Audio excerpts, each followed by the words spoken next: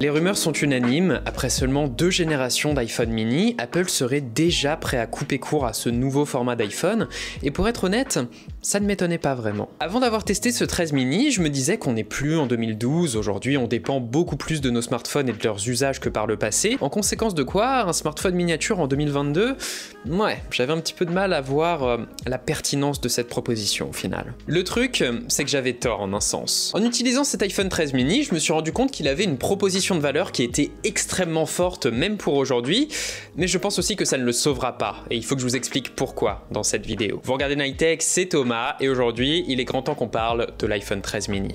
Tout de suite après un mot de notre sponsor qui n'est autre que moi-même. Bah quoi, je suis désolé, il y a vraiment pas de raison pour que je ne sponsorise pas moi-même mes vidéos. Non, sans rire, je vous l'avais déjà dit dans ma vidéo FAQ, ça y est, je me suis lancé sur Instagram. C'est vraiment quelque chose où je voulais me lancer sur cette plateforme que quand j'aurais vraiment la sensation d'avoir quelque chose à vous proposer de qualitatif, de pouvoir créer des belles images, ce genre de choses. Et bah je suis plutôt content de ce que je suis en train de faire sur la plateforme. Je m'amuse énormément en créant des photos et des choses qui sont un peu différentes de ce que je peux faire sur YouTube. Donc écoutez, si vous voulez plus de technologie dans votre feed Instagram et si vous voulez voir quelques behind the scenes de ce qui peut se passer sur la chaîne, et bah n'hésitez pas, et on revient à la vidéo.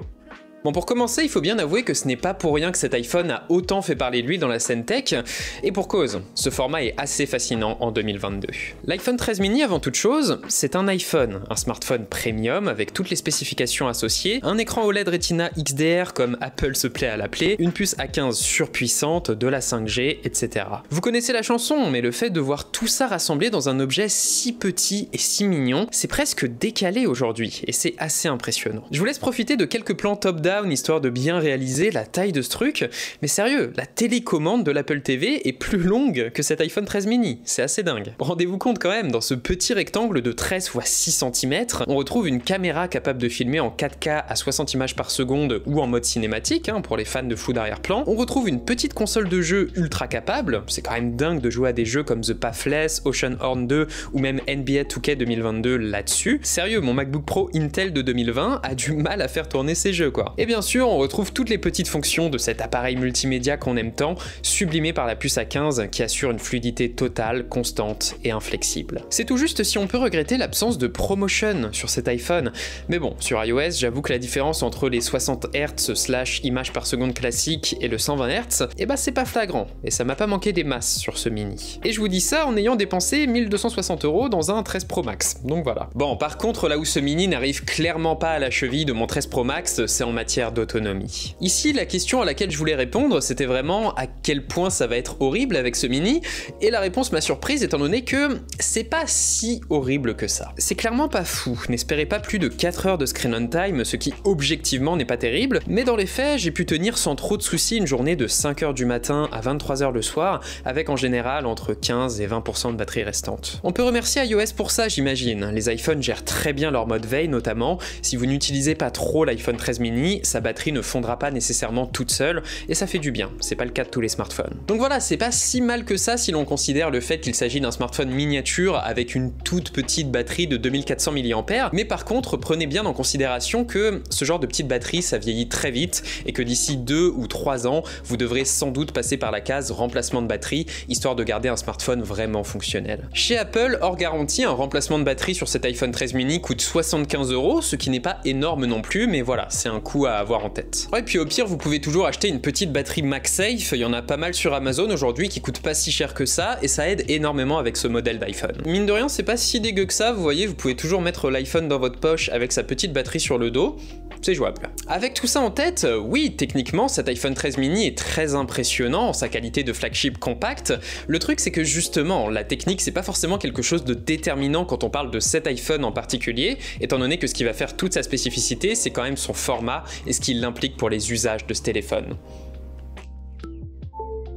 Et effectivement, s'il y a bien un objet qui illustre le fait que le design dicte la fonction, c'est bien cet iPhone 13 mini. On a affaire à un iPhone qui se manipule sans problème à une main, qui tient dans le creux de la paume, qui ne risque pas de tomber de votre poche de jean ou de veste, et qu'on ne sent même pas dans sa poche d'ailleurs. Bref, c'est un téléphone dont la praticité est assez folle. Ceci étant dit, il faut aussi garder à l'esprit que l'écran du 13 mini n'est pas minuscule à proprement parler. C'est quelque chose qui m'a étonné, mais oui, objectivement, 5,4 pouces, c'est loin d'être ridicule comme surface d'affichage d'affichage au quotidien. C'est d'autant plus vrai qu'iOS 15 gère vraiment très bien la surface d'affichage à sa disposition. Dans la plupart des applications, le 13 mini affiche à peine moins d'informations que sur mon 13 Pro Max, mais il affiche tout en plus petit bien sûr. Donc oui, c'est un petit peu moins confortable, mais voilà, ça fait le taf. Donc oui, évidemment, pour le multimédia pur jus, les séances Netflix, YouTube, le jeu vidéo, c'est bien moins agréable, mais pour les réseaux sociaux et tous les usages quotidiens, il n'y a pas vraiment de souci. Et quand tu combines cet écran pas si désagréable et surtout avec un excellent rendu au format ultra pratique du mini,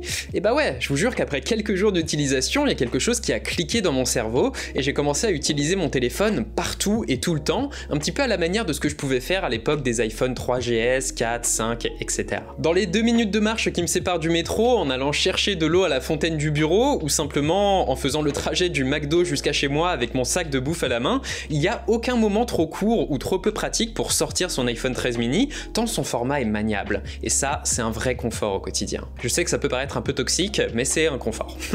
D'ailleurs, le mini est si maniable que c'est le premier iPhone depuis très longtemps que j'utilise sans coque, sans arrière-pensée. C'est bête, mais les tranches en aluminium m'avaient manqué, je réalise. C'est vrai que c'est moins résistant et luxueux que l'acier inoxydable de la gamme Pro, peut-être, mais c'est plus chaleureux et ça évite les traces de doigts. Et puis oui, le look noir à l'avant et blanc au dos, c'est génial sur ce modèle lumière stellaire. Je vous recommande si vous voulez changer un petit peu. Mais bref, c'est marrant parce que quelque part, ce format dont les mérites ont été vantés par les fans de minimalisme, et bah ses conséquences sont que tu te retrouves à utiliser ton téléphone davantage que sur un format plus grand. Et ça, c'est une force incroyable, encore aujourd'hui, d'autant que ce 13 mini ne fait aucun compromis sur les performances et l'équipement, et au final bien peu de compromis sur l'écran et l'autonomie. Donc oui, encore aujourd'hui, la proposition de cet iPhone 13 mini a beaucoup de valeur, non pas dans la technique, mais dans son design et dans ce qu'il implique sur les usages de ce téléphone, et ça quelque part, c'est un problème.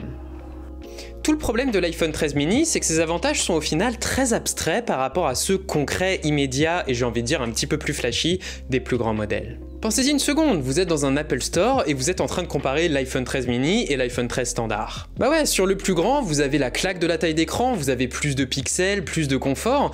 Évidemment qu'on se projette davantage dans les avantages des grands formats avec les usages qu'on a du smartphone aujourd'hui. A l'inverse, l'iPhone 13 mini a l'avantage du prix, certes, quoique l'élasticité prix niveau smartphone c'est un petit peu moins important lorsqu'on s'aventure dans le très haut de gamme, mais ces autres avantages qui sont bien réels à l'usage, eh ben ils n'apparaissent qu'en intégrant ce téléphone dans votre quotidien, en l'utilisant, en expérimentant, et ça c'est pas évident. C'est tout le problème du format du mini. Ces avantages sont à trouver dans la nuance, quelque part, et la nuance, au moment de l'achat, c'est bien peu de choses par rapport aux specs, par rapport aux mesures d'autonomie, par rapport à la taille d'écran, etc.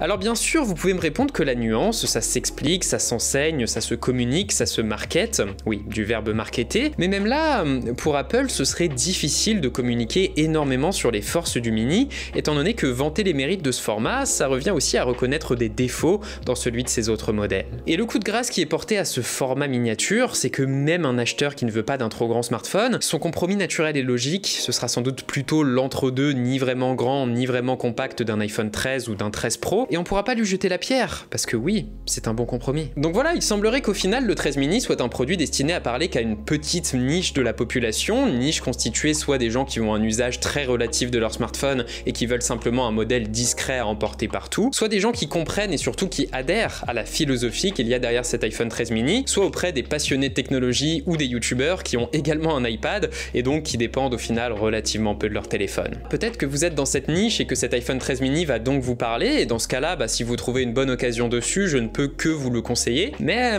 il faudra peut-être vous dépêcher, parce que je pense que la survie de cet iPhone 13 mini dépend énormément de notre capacité à percevoir de la valeur dans la nuance, et la nuance ces temps-ci, elle n'a pas forcément bonne presse. C'était Nighttech, c'était Thomas, j'espère que cette vidéo vous aura plu, qu'elle vous aura éventuellement aidé, et si c'est le cas, comme d'habitude, vous savez quoi faire, le j'aime, le commentaire, l'abonnement et le partage. Et puis moi écoutez, je vous dis à la prochaine tout simplement. Allez, salut.